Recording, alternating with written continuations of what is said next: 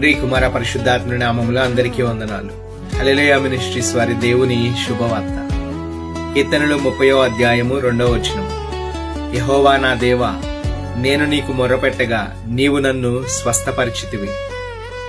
మనుషులు మందు ఇవ్వగలరు, కానీ నిజమైన స్వస్థత దేవుడు మాత్రమే ఇవ్వగలడు.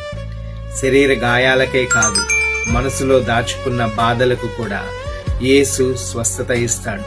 రోగం శరీరాన్ని మాత్రమే కాదు, కొన్నిసార్లు మనసును కూడా విరిగిస్తుంది. డాక్టర్ రిపోర్ట్ చూసినప్పుడు భయం వస్తుంది. మందులు వాడుతూ ఆశ తగ్గిపోతుంది.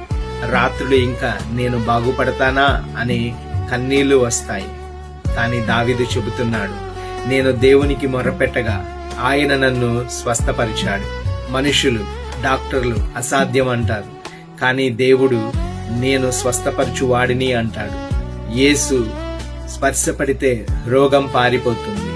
యేసు మాట పలికితే మరణము కూడా వెనక్కి తిరిగి వస్తుంది. ఈరోజు నీ శరీరంలో రోగం ఉండవచ్చు. ఆ రోగాన్ని ఎవరు బాగు చేయలేకపోవచ్చు, కానీ దేవుని శక్తి ఇంకా సజీవముగా ఉంది. నీ కన్నీళ్లు దేవుడు చూస్తున్నాడు. నీ ప్రార్థన పరలోకాన్ని కదిలిస్తుంది.